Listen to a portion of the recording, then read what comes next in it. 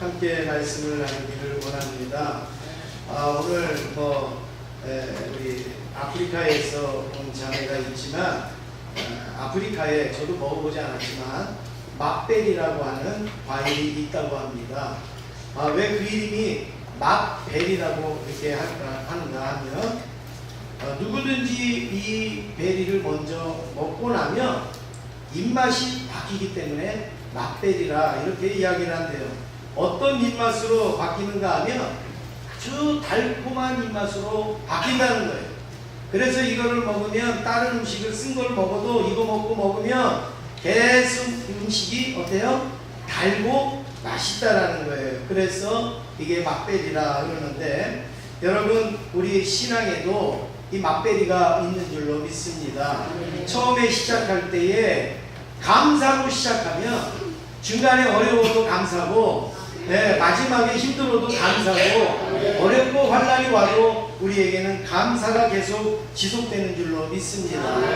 오늘 이 본문에 보면 포로로 잡혔던 느헤미야와 이스라엘 백성들이 아닥사스다 왕의 파격적인 허락과 은혜를 입어서 예루살렘에 도착하게 됩니다. 너희들 나라에 가서 무너진 성벽을 세워라, 무너진 성벽을 재건을 해라, 그렇게 이야기를 해서 느헤미야와 이스라엘 백성들이 무려 1,000km가 넘는 곳을 걸어와서 그리고 이 예루살렘 성벽을 건축하는 기회를 얻게 되어졌단 말이죠.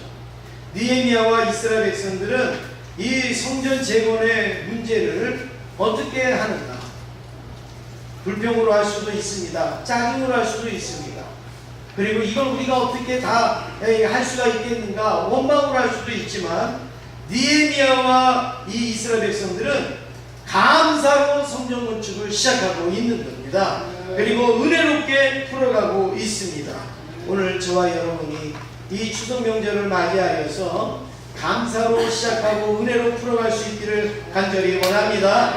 우리 옆에 계시는 분하고 인사하시겠습니다. 감사로 시작하세요. 시작부터 감사가 아니면 뭘 먹어도 감사하지 않잖아요. 무슨 일을 당해도 감사하지 않는데 시작부터 감사하면요 조금 어려워도 감사하고 힘들어도 감사하고 은혜가 되는 줄로 믿습니다. 첫 번째는 내 마음에 주신 것입니다. 느헤미야는 이제 예루살렘에 왔습니다. 그리고 사흘이 지났습니다. 사흘 동안 느헤미야는 아무것도 안 했어요. 쉬었는지 기도를 했는지 알 수는 없지만 성경학자들은 이 두 가지를 다 했을 것이라고 이야기합니다. 왜냐하면 1000km가 넘는 거리를 왔거든요. KTX 타고 온 것도 아니고 비행기 타고 온 것도 아니고 자가용을 타고 온 것도 아니고 말 타고 낙타 타고 걸어가지고 거기를 왔으니 얼마나 힘들었겠어요. 그래서 쉬기도 하고 또 뭐 했을까요? 기도하기도 하고. 하나님의 일을 하는데 어떻게 기도 안 하고 할 수가 있겠습니까? 주의 일을 하는데 어떻게 기도 안 하고 할 수가 있겠습니까? 그래서 느헤미야는 사흘 동안 성경에 보면 꼼짝도 안 하고 있어요. 요동도 안 해요. 움직이지도 않아요. 그리고서 사흘 후에 움직입니다. 그래서 성경학자들은 사흘 동안 뭐 했을까 느헤미야가? 근데 두 가지로 요약합니다. 아마 쉬고 그리고 기도했을 것이다 말하고 있습니다. 그렇습니다. 하나님의 사람은 항상 부지런하나 조급하게 움직이지 않습니다. 빨리빨리 해야 되죠. 열심히 해야 되죠. 그러나 느헤미야가 빨리 가고 성전을 재건을 해야 되지만 사흘을 하지 않고 가만히 있었어요. 그거는 뭐예요? 충전하는 시기로 가진 거죠. 회복하는 그런 시기로 가졌던 것입니다. 자신의 육체를 충분히 쉬게 하고 자신의 생각을 차분하게 정리하고 하나님 앞에 진지하게 그리고 겸손하게 기도하면서 하나님의 일, 하나님이 내 마음에 주신 것이 무엇인가, 하나님이 나에게 주신 은혜가 뭔가, 이거를 진지하게 하나님 앞에 묻고 그 다음에 응답을 받은 다음에 하나님 앞에 또 일하고 또 움직인 줄로 믿습니다. 그 내용이 12절 우리 한번 같이 읽겠습니다. 12절 함께 읽겠습니다. 시작. 내 하나님께서 예루살렘을 위해 무엇을 할 것인지 내 마음에 주신 것을 내가 아무에게도 말하지 아니하고 아무에게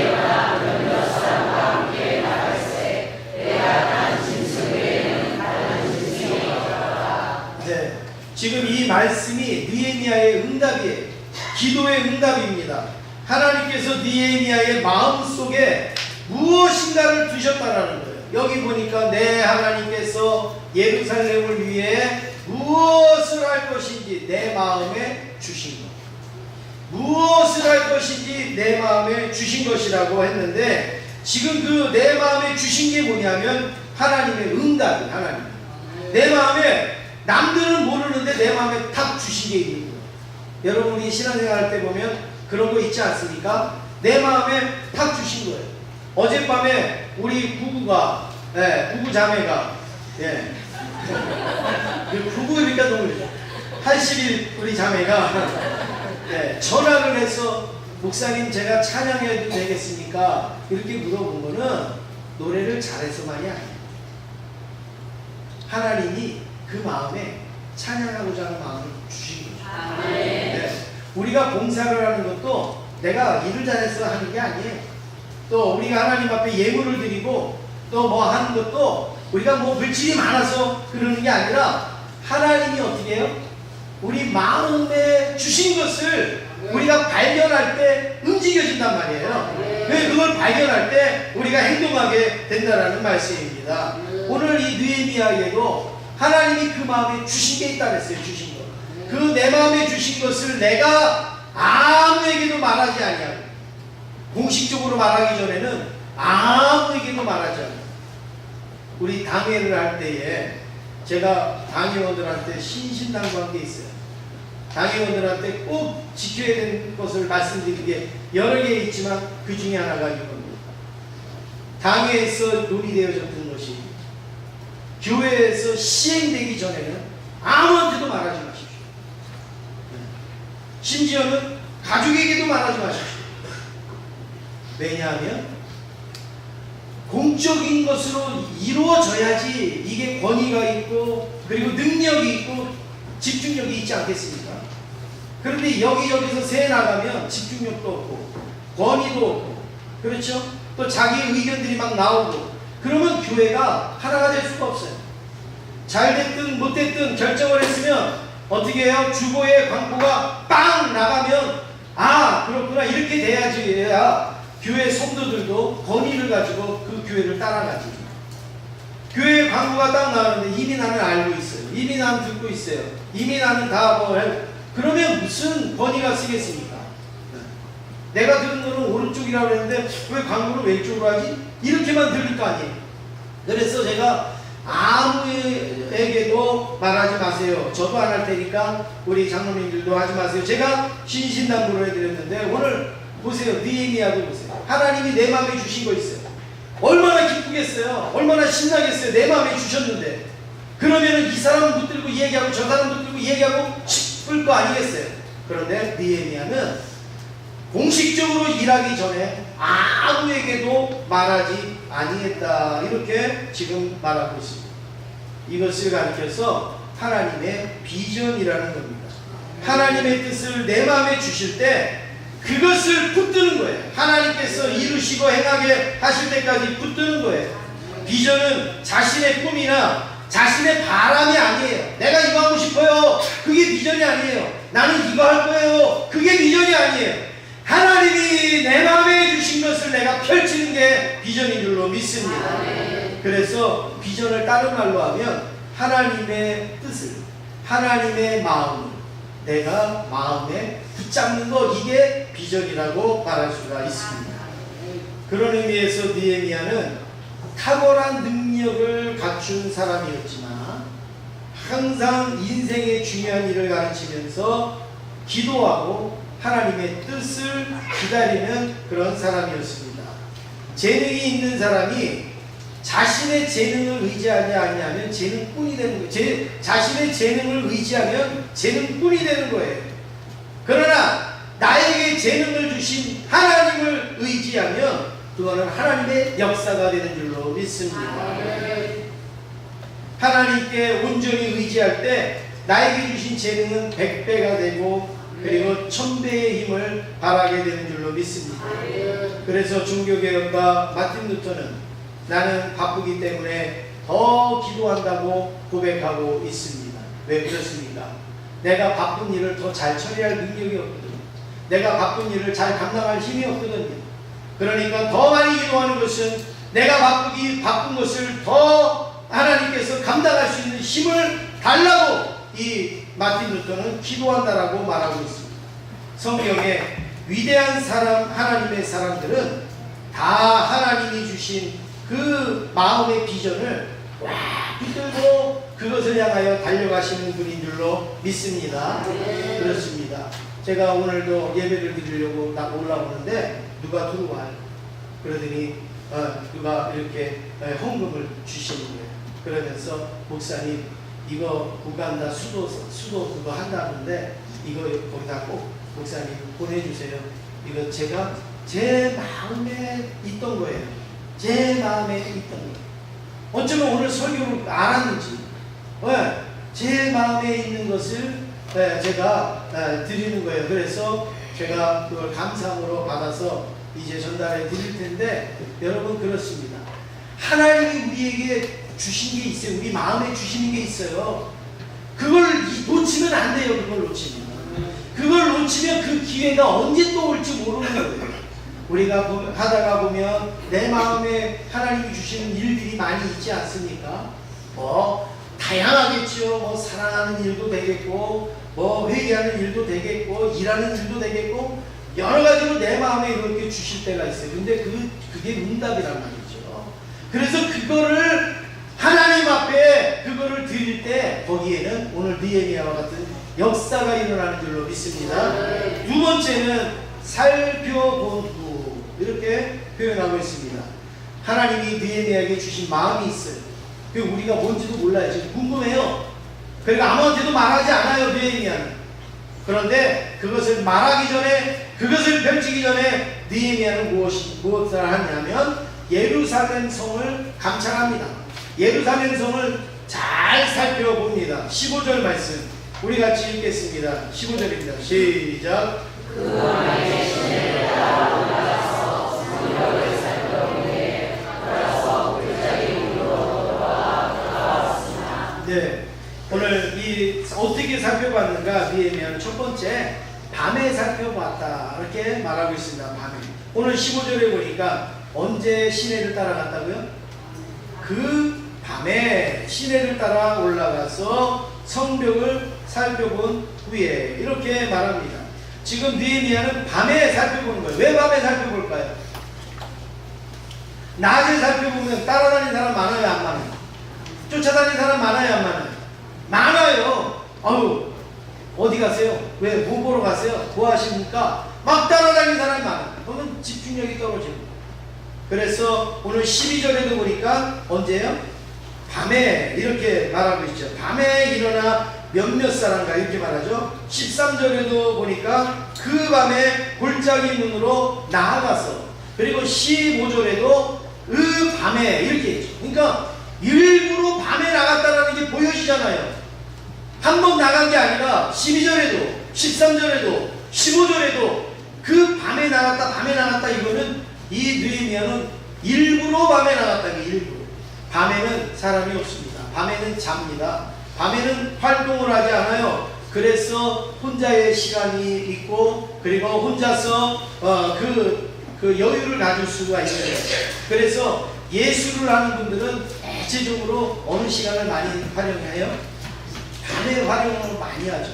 예술을 하는 사람들은 밤에 왜 그렇게 밤에 잠을 안 자고 그렇게 해요? 그런데 밤에 그분들은 집중이 잘 되고 창의력이 떠오르고 그러는 거예요.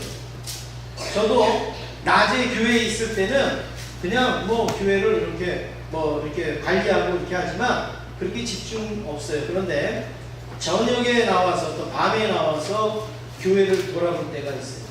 그때는 낮에 돌아볼 때하고 마음이 달라요. 그때는 아주 좀 특별한 그런 마음이 있어요. 여러분들 가운데서도 목사가 없을 때 또 밤에 이렇게 나와서 돌아보시는 분들이 혹시 있을지 모르지만 낮에 하는 거 밤에 하는 거하고는 마음이 굉장히 다르다라는 말씀입니다. 그런데 지금 느헤미야가 밤에 어수선하지 않게 이렇게 조용히 살펴보고 있습니다. 좋은 연설자는 자신의 연설을 들을 청중을 미리 파악하는 거예요. 그러니까 훌륭한 연설자는 자기의 연설문만 보는 게 아니에요. 자기의 연설할 것만 생각하는 게 아니에요. 좋은 연설자는 뭘 생각하냐면 내 연설을 듣는 청중들이 어떤 반응을 가질까, 어떤 생각을 할까, 어떤 느낌을 가질까, 그것까지 바라보는 연설자가 그 좋은 연설자고, 좋은 선생님은 내가 뭘 가르칠까 이것만 하는 게 좋은 선생님이 아니라 이것을 내가 가르칠 때 학생들이 잘 이해를 하는가, 학생들이 잘 받아들일 수 있는가, 그거예요. 좋은 설교자도 마찬가지입니다. 좋은 설교가도 내가 그냥 설교만 잘해야지 그게 아니라 듣는 성도들이 잘 이해가 될까, 그리고 받아들일 수 있을까, 동의할 수 있을까, 움직일 수 있을까, 그것을 준비하면서 설교를 하는 것이죠. 오늘 그런 의미에서 느헤미야는 좋은 지도자입니다. 왜냐하면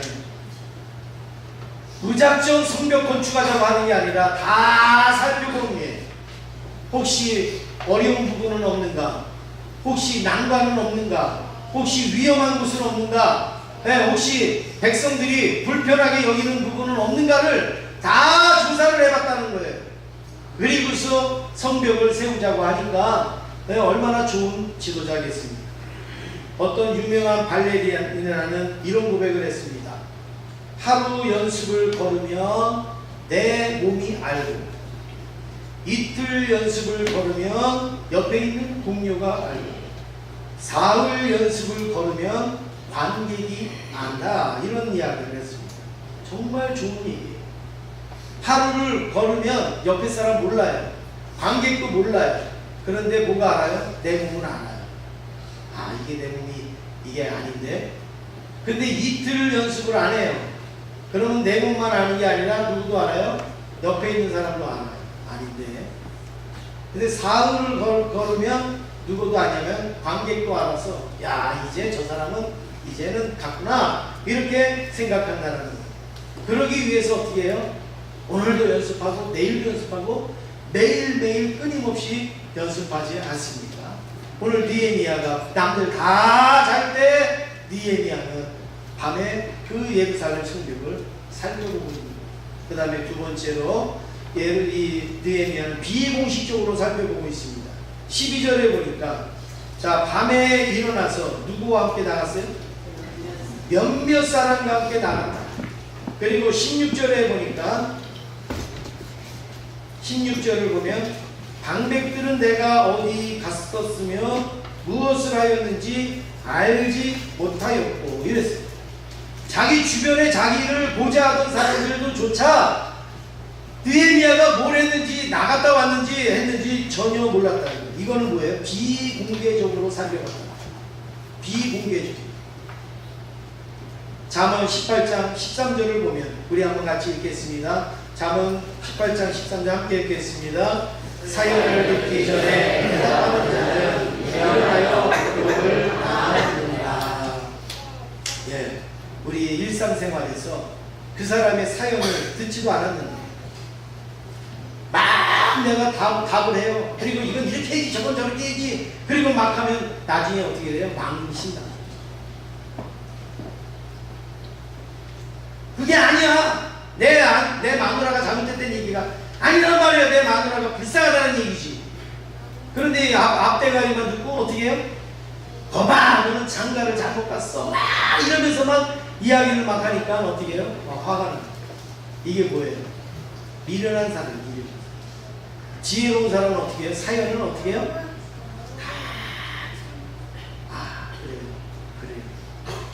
저도 꽤 한 15년 전쯤에 교회에 어떤 분이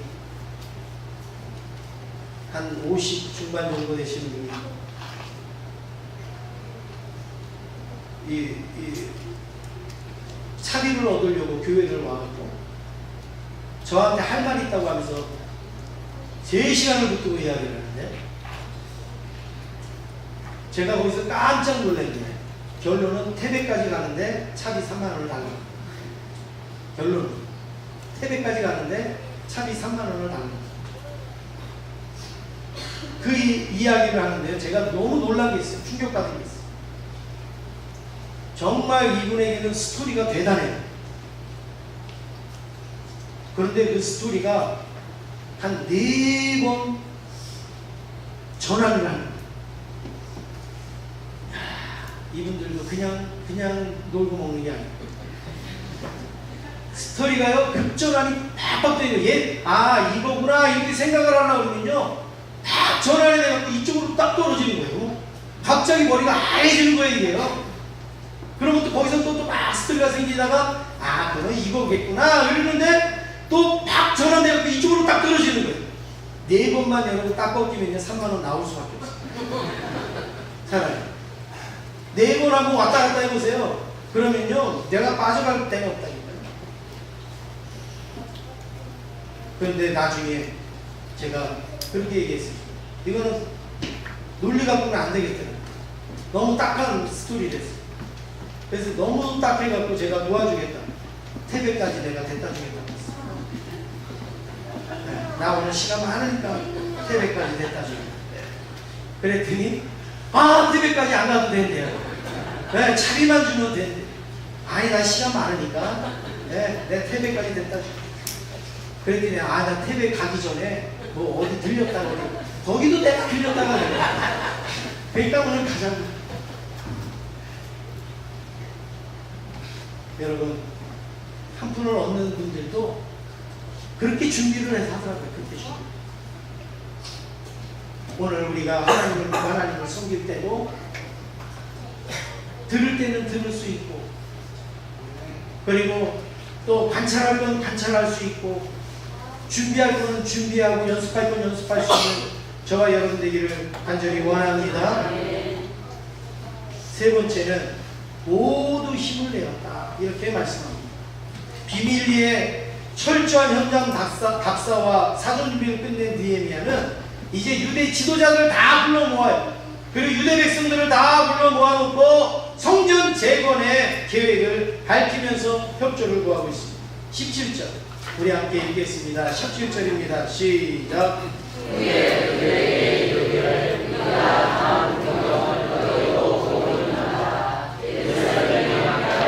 성문이 불탔으니 예루살렘 성을 건축하여 다시 수치를 당하지 말자 하고, 이제 백성들을 다 모아놓고 이제 기도하면서 준비했고 관찰했던 모든 것들을 다 이야기를 합니다. 너희도 보고 있는 것처럼 예루살렘이 황폐하고 성문이 불탔으니 자 이제 성을 건축하여 다시 수치를 당하지 말자 했습니다. 그런데 여러분 놀라운 것은 느헤미야의 이 말을 들은 사람들이 어떻게 합니까? 그걸 우리가 어떻게 합니까? 우리가 지금 몇 명인데 그걸 어떻게 합니까? 그렇게 말하지 아니하고 다 일어나서 건축하자, 다 같이 하자, 막 이렇게 막 하고 있는 거예요. 여러분 어떻게 그럴 수가 있겠습니까? 어떻게 그 백성들이 그렇게 느헤미야의 말 한마디에 그렇게 움직일 수 있습니까? 여러분 그거는 느헤미야의 자신감에서 나오는 거예요. 느헤미야가 사흘 동안 기도하면서 쉬었죠. 그리고 하나님이 자기 마음에 주신 응답이 있죠. 이 성을 건축을 해라. 이 성을 재건을 해라. 그리고 자기의 눈으로 가서 살펴보고 만져보고 이것을 정밀히 조사를 다 했죠. 그리고서 다 할 수 있겠다라는 확신과 자신감이 딱 찬 상태에서 백성들을 불러놓고 이제 성을 건축하자 그러니까 이 느헤미야의 말 속에, 느헤미야의 이 눈빛 속에 거부할 수 없는 자신감과 확신과 그리고 뚜렷한 비전을 이 백성들이 보았다는 거예요. 그러니까 아무도 무서워서가 아니라 다 그 느헤미야의 그 지도력에, 그 느헤미야의 그 열정에 지금 빠져 들어가고 있는 거예요. 여러분 그렇습니다. 보세요. 밤에 전화해서 오늘이 주일인데 토요일날 밤에 전화해서 나 특송하겠습니다. 여러분 그 열정이 보통 열정이란 말이에요. 전화기에다가 부르라고 한다고 또 불러요. 여러분 그 보기에 보통 열정이냔 말이에요. 열정이 있으면요 막을 수가 없는 거예요. 열정이 있으면 거부할 수가 없는 거예요. 네. 오늘 느헤미야가 이런 열정으로 지금 예루살렘 벽을 재건하자 이렇게 말합니다. 열정을 헬라어로 말하면 하나님이 그 상황 속에 함께 계신다. 그 열정은 무조건 마음만 뜨거워갖고 그냥 여기 가서 이렇게 하고 이렇게, 그게 열정이 아니에요. 여러분, 우리 열정을 잘못 이해해요. 하나님이 그 상황 속에 함께 계신다라는 확신을 갖는 게 열정이란 말이에요. 인간적으로 보면 말할 수 없이 힘들고 불가능해 보이는 상황이지만 하나님이 그 일과 함께 하시고 하나님이 그 자리에 함께 하시고 하나님이 그곳에 함께 하신다라는 그 확신을 가지고 움직이는 것이 열정인 줄로 믿습니다. 월요병이 있을 만큼 월요일은 다 힘들지 않습니까? 주일 저녁만 돼도 벌써 내일 월요일이네 뭐 이렇게 생각되어지신 분들이 있을 겁니다. 그런데 월요일날 아침에 그렇게 힘들게 출근을 하는데 엘리베이터 그 안내원이 얼굴에 막 기쁨이 가득하고 막 웃으면서 콧노래를 부르는 거예요. 원래는 엘리베이터 그 안내원이 콧노래 부르면 안 되겠죠. 근데 콧노래를 그러니까 이 짜증스럽게 출근하던 사람이 물었습니다. 아니 뭐가 그렇게 좋아요? 뭐가 그렇게 신이 나서 콧노래를 흥얼흥얼 부르고 있어요? 그랬더니 이 안내원이 이렇게 얘기를 합니다. 오늘은 제가 한 번도 살아본 적이 없는 새 날이거든요. 할렐루야. 네. 오늘은 한 번도 내가 살아보지 아니한 새 날이라는 거예요. 그러니까 너무나도 기쁘다는 거예요. 근데 이 사람은 왜 짜증났어요? 맨날 힘만 들었던 월요일만 생각하는 거죠. 그러니 짜증났어요. 근데 이 안내원은 똑같은 한 날을 살지만 오늘 나는 새로운 날을 산다. 오늘 나는 아주 새 날을 산다. 그럴 때 신나고 기뻤다라는 말씀입니다. 그렇습니다. 사람이 열정만 가지고 다 되는 게 아닙니다. 느헤미야의 눈빛 속에는, 느헤미야의 말 속에는 열정도 있었고 진실함도 있었고 그리고 비전도 있었고 확신도 있었는 줄로 믿습니다. 열정과 비전은 실제적으로 가능할 수 있다는 어떤 객관적인 증거나 그리고 실력의 준비를 보여줄 때 그 열정이 이루어질 수가 있는 거죠. 아무런 대책도 없이 아무런 준비도 없이 느헤미야가 만약에 야 우리 빨리 예루살렘 성을 재건하자, 누가 따라가겠습니까? 누가 하겠습니까? 18절 우리 같이 읽겠습니다. 18절입니다. 시작. 또 그들에게 하나님의 주소자손이 나를 도우시리라. 왕이 내게 준 말씀을 전하였더니 그들의 말이 일어나 건축하자 하고 모두 입을 내어 이 선한 일을 하여 아멘. 할렐루야. 지금 느헤미야가 뭘 얘기합니까? 하나님의 선한 손이 우리를 어떻게 도왔는지를 다 이야기합니다. 너희들 모르지. 내가 아무 말도 안 해서 모르지. 지금 사흘 동안 있었던 이야기를 막 해주는 거예요. 하나님이 어떻게 나에게 말씀하셨는지, 하나님이 어떤 계획을 말씀해 주셨는지, 또 그것뿐만이 아니라 우리가 어떻게 바벨론에서 여기까지 오게 됐는지, 아닥사스다 왕이 어떻게 그냥 자기가 먼저 물어보고 자기가 먼저 가라 그러고 어떻게 우리 포로에게 이런 일을 해겠는지, 이거는 사람의 노력과 사람의 힘이 아니라 하나님의 선하신 손으로 역사하셨다라고 느헤미야가 외칩니다. 그럴 때에 모두 뭘 냈어요? 모두 뭐를 내요? 힘을 내요. 선한 일을 하리라. 할렐루야. 여러분 그렇습니다. 정말 이 느헤미야가 이렇게 확실히 있게 말할 때 모든 백성들이요 힘을 내갖고 선한 일을 하리라 합니다. 교회 일도 여러분 비슷합니다. 여러분들은 그냥 뭐 하나가 이렇게 주어지는 것 같고 광고 하나 이렇게 나가는 것 같지만 여러분 광고하러 나가기 전에 기도를 얼마나 하고 그리고 계획을 얼마나 하고 준비를 얼마나 하는지 모릅니다. 여기 위에 걸리는 저 현수막 하나도요 그냥 문구 하나 주고서 인쇄소에서 하는 게 아니에요. 저거 하나 한 달 동안 내내 고치고 하고 또 내용을 손보고 그렇게 하면서 만들어지는 저게 하나의 작품이지 저거는 그냥 현수막이 아닙니다. 교회의 모든 일 마찬가지입니다. 화분이 하나 놓이는데 뭐 하나 마이크가 하나 놓이는 거 이거 전부 그냥 하는 거 없습니다. 전부 기도하면서 어떻게 해야지 우리가 이 하나님 앞에서 부족함이 없고 또 은혜롭게 되어질 수 있을까? 오늘 느헤미야가 바로 그렇게 했을 때 어떻게 해요? 백성들은 어떻게 하는 거예요? 힘을 내요. 선한 일을 하는 거예요.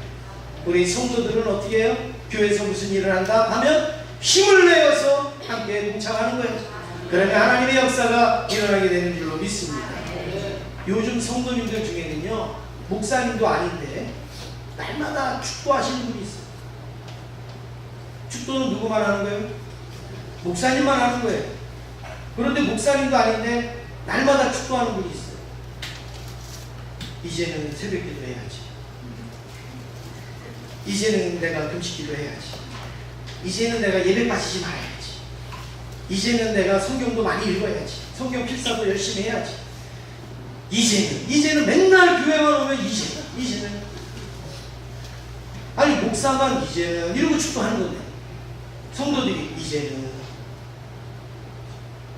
이제는 안 해도 됩니다. 우리가 움직이면 됩니다. 우리가 행동하면 되는 겁니다. 오늘 이스라엘 백성들 모두 힘을 내었어. 모두 힘을 내었어. 할렐루야. 이번 추석에 여러분 축도만 하지 말고 구체적인 그런 감사로 시작해서 은혜로 마치시기를 간절히 원합니다. 그래서 집에 가셔서 이제 가족들 만나면 여러분 오늘 이거 한번 꼭 하세요. 감사 10계명이 있습니다. 감사 10계명을 제가 한번 쭉 읽어드리고 그리고 마치도록 하겠습니다. 우리 모이면 야 우리 감사 10계명 한번 해보자. 한번 이렇게 하시면 좋겠습니다. 첫 번째로 무심입니다. 하나님의 은혜 생각하고 감사해요. 무지 신령한 복을 깨달으면서 감사. 그러니까 신령한 복을 깨닫지 못하면 무시한다는 거예요. 또 하나님의 은혜를 생각하지 못하고 감사하지 않으면 무심하다는 거죠. 그 다음에 일시적이지 말고 잘 되는 때만 아니라 늘 감사하라. 망각하지 말고 하나님의 복을 잊지 말고 감사하라. 비교하지 말고 남들의 것을 부러워 말고 감사하라. 교만하지 말고 내가 잘해서 교만 말고 감사하라. 욕심내지 말라. 더 욕심을 부리지 말고 감사하라. 행운이 아니라 은혜이니 감사하라. 인색하지 말고 넉넉하게 감사하라. 그리고 당연하게 생각하지 말고 감사하라. 아 이건 내가 당연히 먹을 거야, 이건 당연히 입을 거야가 아니라 이건 다 하나님의 은혜로 여기고 감사합니다. 이 감사의 10계명이 이 추석 명절에 여러분들에게 있기를 주님의 이름으로 축원합니다.